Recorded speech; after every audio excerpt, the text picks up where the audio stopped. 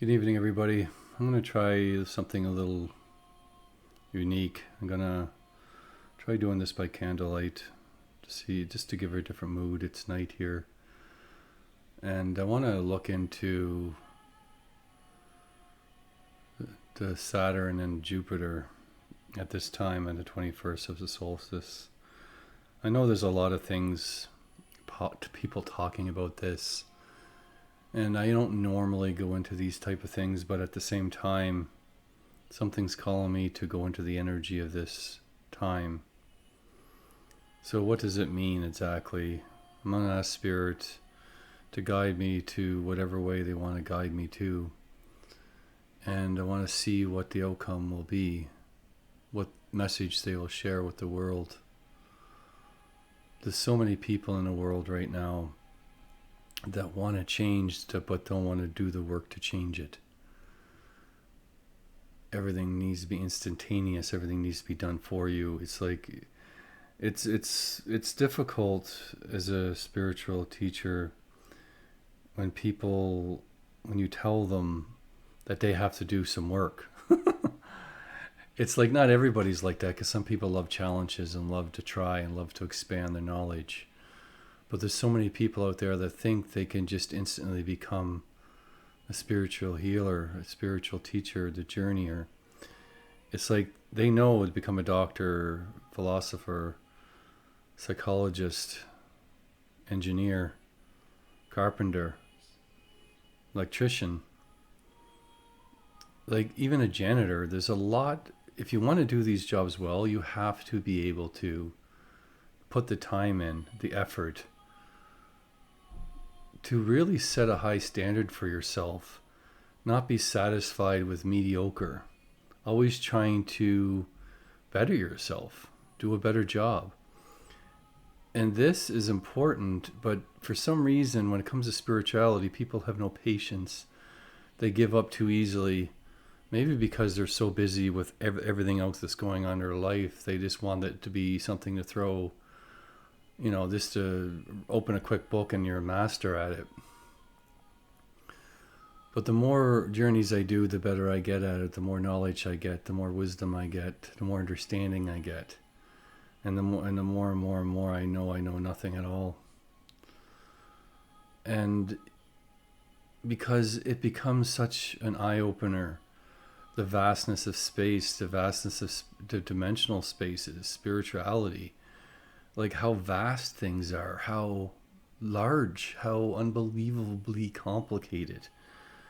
And they try to filter that through a physical reality as extremely dumbed down, you could say.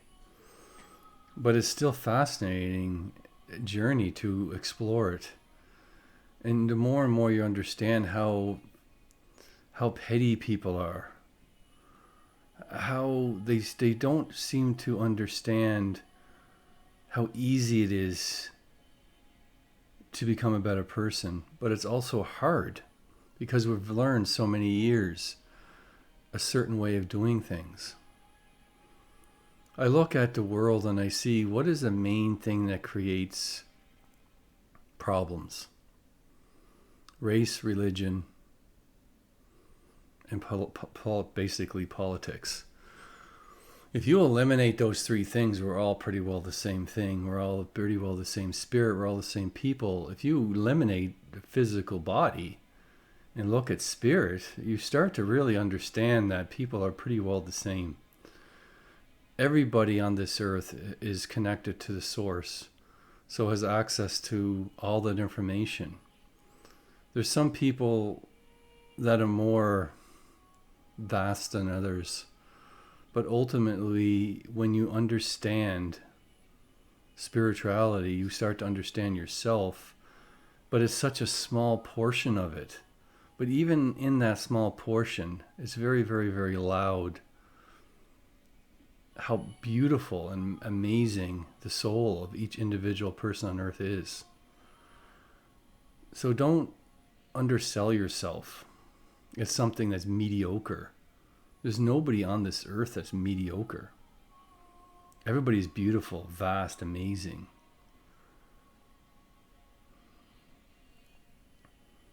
everybody is equal.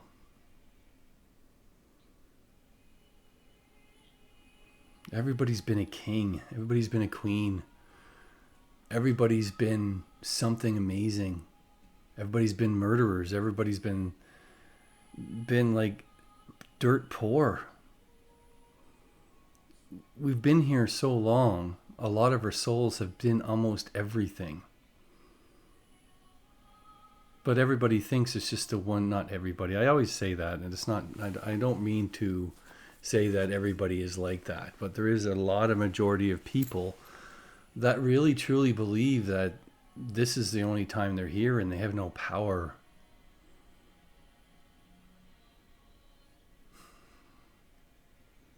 But when I look at their souls, I realize how vast and beautiful they are. And they just don't understand at all who and what they are.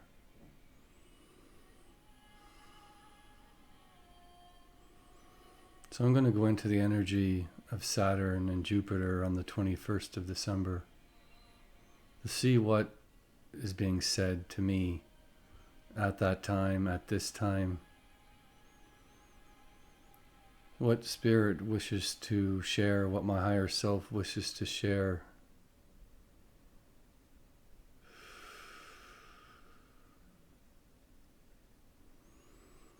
When you go to Jupiter and you go to Saturn, you start to see the vastness of space in between them. When you stand on Earth, you see it's just simply the change of an angle of view. When looking in space at certain times, things look closer than others. But when you go to the planet itself, the vastness is simply vastness. It doesn't change. It's just the angle of view from the Earth.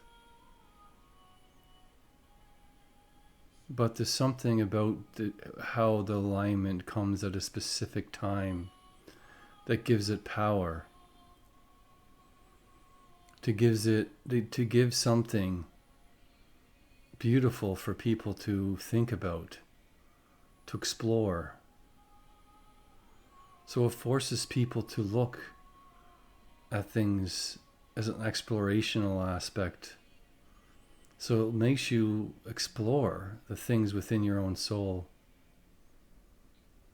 To think that only one in every 800 years is as close as it's ever been. It says something to the human being, to soul of a human being. And then say, oh, it's on the 21st as well. We give it something special. But is it really changing the planets? No. But what it does is it gives us an understanding, a hope of something, of change, of something different, of this moment that standing on Earth, that I am special because I get to witness something that only happens every 800 years. So it becomes special. So what does that message, does that say to the world? That everyone is special, unique. Everyone that stands on the earth gets to witness things that not all souls get to witness from that perspective. So that is a gift. But every moment on earth is a gift of exploration, of something new, something wonderful. Then I see a bunch of meteorites hitting the earth, but it's not so much actual meteorites hitting the earth. It's disruption, chaos in the world that creates all this beauty, gets tarnished by events that shatter our existence. Wars, murder, greed, famine. it's like natural disasters. There's so many things that shatter our existence, that make it difficult. Working jobs that just have no soul to them. What have we done? We have created a world of lifeless zombies that just go to work every day and grasp onto a little bit of hope in the evenings, in the weekends. And sometimes people will work 7 days a week just to try to get by, just to try to save money, just to have their earnings be decimated when the stock markets crash. Their life savings just disappear. It's madness. It's madness. What have we done? What have we created on this world? Are we happy? Is this what we want? Do we want to continue to live in societies where there's no life, there's no creativity anymore? Our kids are changing. Kids are being force-fed creativity from other people. But is it even creative? It's like, so now they don't even want to learn. They just want somebody to show them how to do it. And it just automatically be done, or press a button and everything just falls into place. Let's learn how to cook dinner by pressing a couple of buttons on the computer screen, and all the work is done for you. And all you have to do is press buttons. So it just teaches kids that somebody else will make dinner. It'll just make itself. I just have to press and tell them what I want.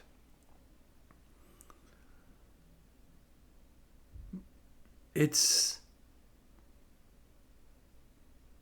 something seriously wrong if our children don't want to learn anything anymore. They don't want to do the hands-on things to really learn. Our school systems are becoming flaky.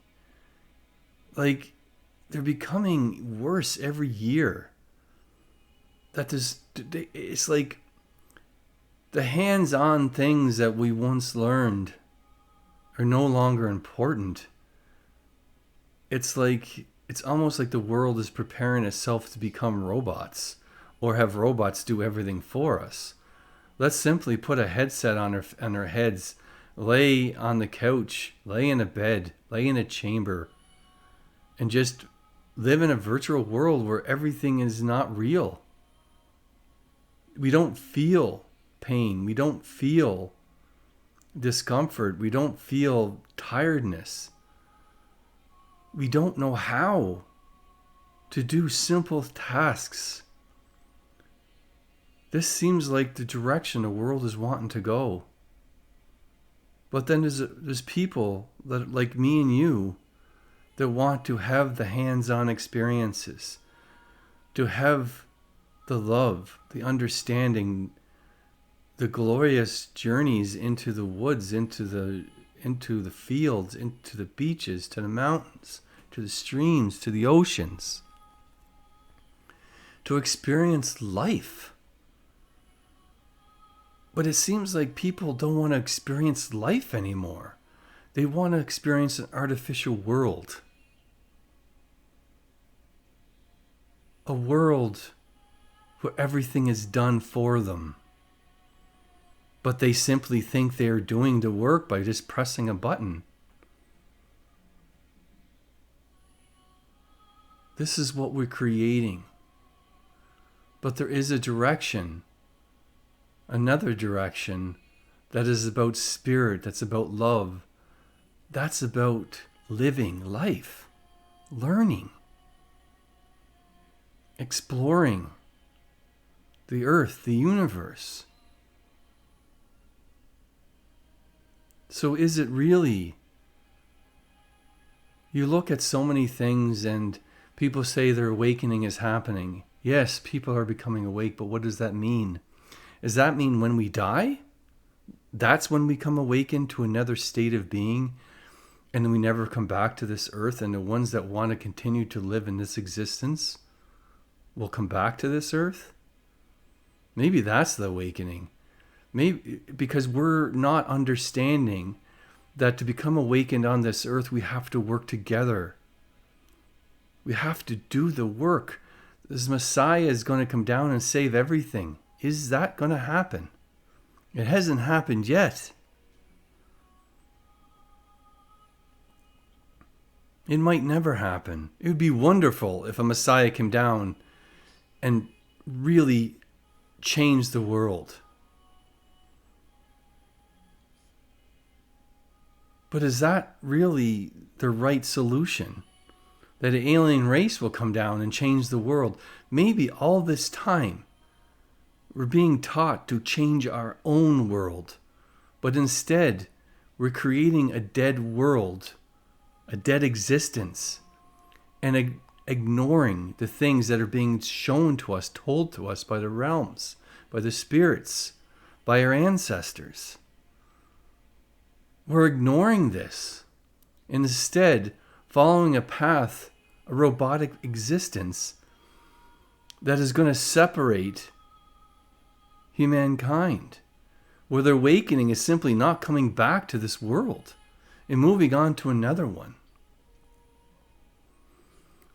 The ones that come that are awakened, we're trying our best to show people the beauty of love, of understanding, of respect, of dignity, of hope. What love is. And love is so complex. There's physical love, the spiritual love. They are one. You can be a physical love. You can't be just physically love. You can, but you're going to be incomplete. When you look at a person, you fall in love with whatever that person is. You don't force them to become something that you think is correct, because that is not love. Spiritual love is on a level that we, or very few, experience. There's no strings attached. It's simply they want you to succeed in everything that you do. And they rejoice in every step that you make.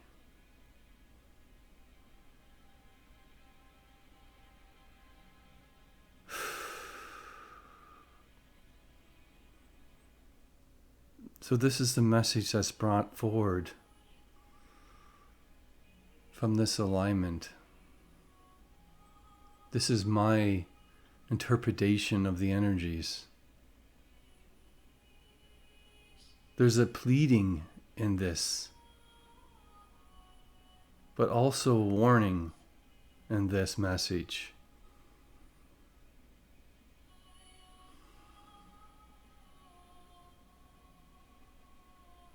Thank you very much, everyone.